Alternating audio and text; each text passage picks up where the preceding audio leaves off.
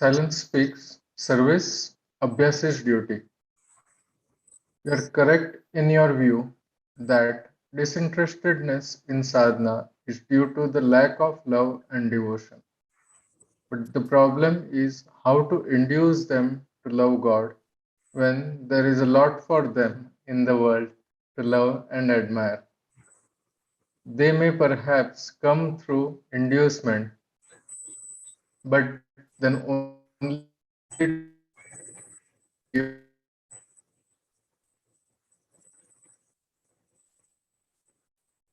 Your voice is breaking.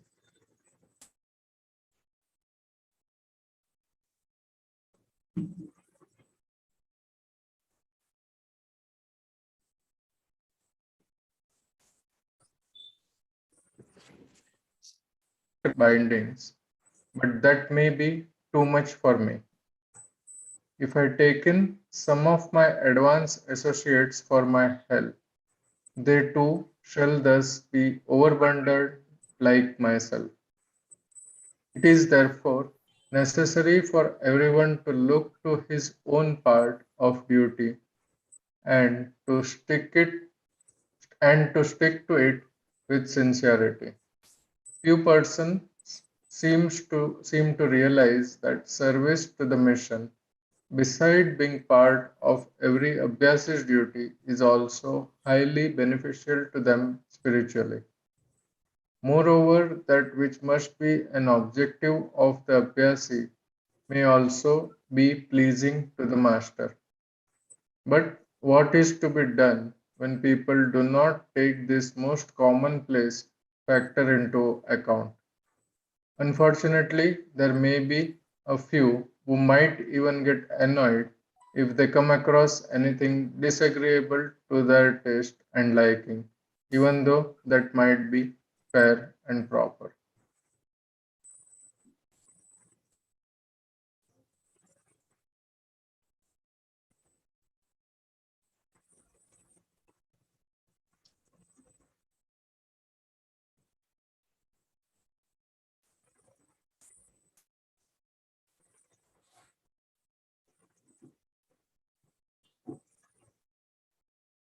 The question is how mm, in, uh, how to induce them to love God when a lot for them in the world to love.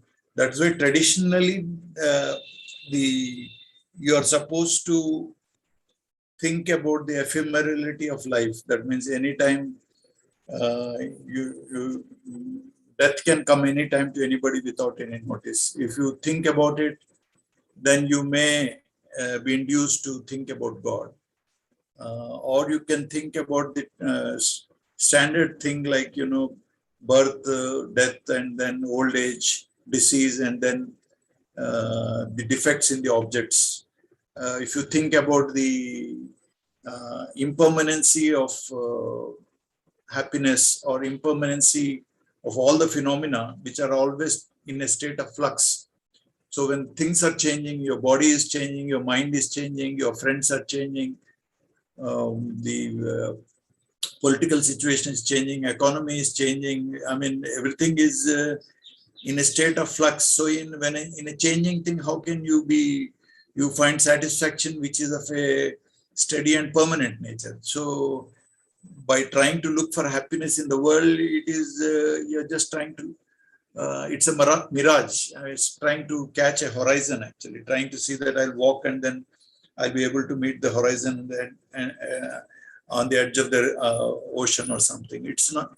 So if you think like that, then you'll be motivated to accept God as the real goal of human life. So you have to think that misfortune can come anytime, and then we are all powerless before these three forces: Adhyatmika, Adibhautika, Adidaivika forces.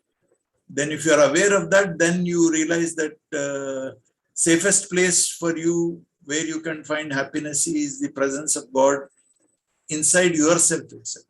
So that idea will come when you examine without any bias the situations in life. Otherwise, because God is not visible, divine light is not visible and not felt because of our grossness, we will not be attracted to it at all.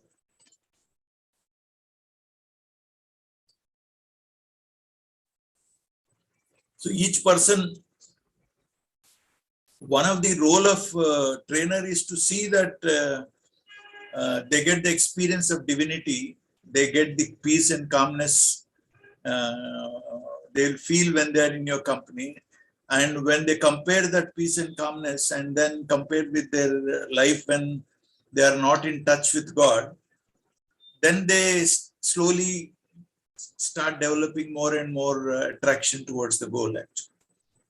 So as per Babuji, he says it is the duty of the trainer to create a feeling of love and devotion in the Abhyasi, actually. So that is the one of the roles the trainers have to do. That is one.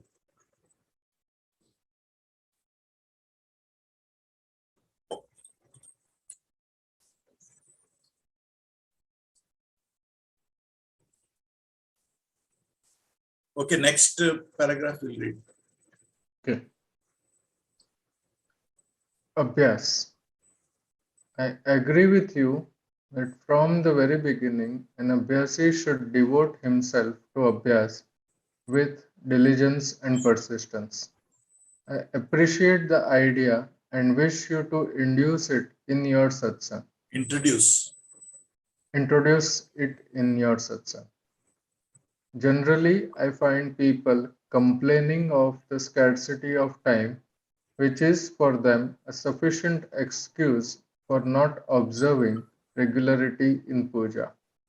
I think everyone does somehow manage to find time for everything of his taste and liking except this one, puja, living meditation. Obviously, the reason is not the want of time but the lack of interest. But what can I say in this connection when I myself never devoted much time for it, though at the same time I never did miss it any day. My master was in the know of it, but at the same time I was all the time busy with constant remembrance and never missed it even for a moment. It was for this reason that he never objected to my short time practice. As a matter of fact, though I never sat for meditation for any long duration, yet I was never away from it any moment. Consequently, when I was relieved by my master from the daily routine of puja, I felt exceedingly happy, though it was really no exemption in the practical sense, but only a change in the mode.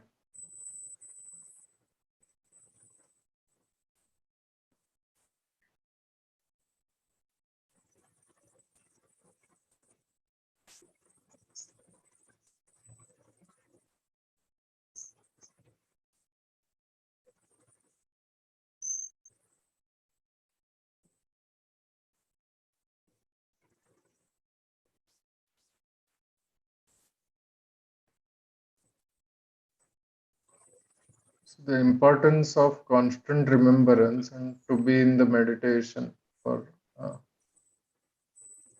mood. For us, we should give equal importance to both.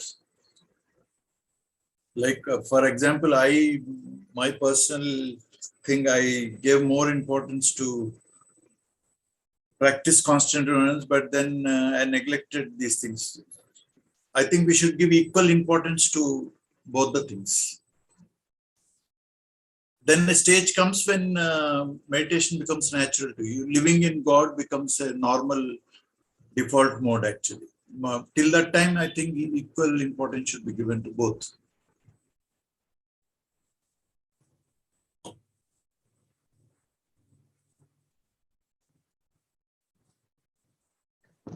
Yeah, next paragraph. Go ahead. Yeah. Overcoming wrong habits. People do not try to overcome their wrong habits because they would then have to put themselves to effort or a bit of inconvenience. Never mind be it so. But if they only adopt the right course for the realization of their object and are prompted by intense longing for it, none of these things shall then stand in their way, but shall drop down like dead leaves. I think we'll stop here. We had too many good points. Yeah. Let us think and retain about it. So main thing here is to develop the intense longing for the realization. Then wrong habits will go away. Uh, Simply, Focus on that. whenever you're doing meditation, cleaning, or bedtime prayer, or 9 p.m. prayer, anyway, you're spending 15 minutes in the 9 p.m. prayer, 10-15 minutes.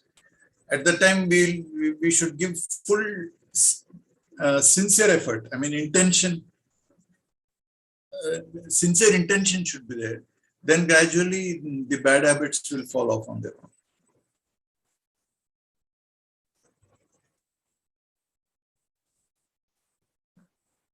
Any other questions, comments, anyone else?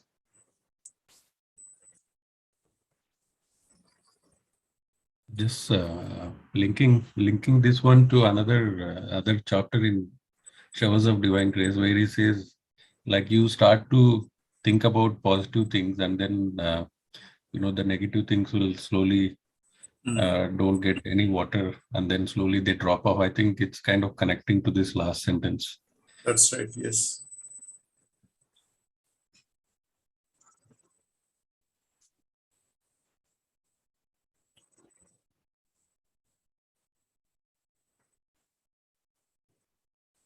We'll meet next Sunday then.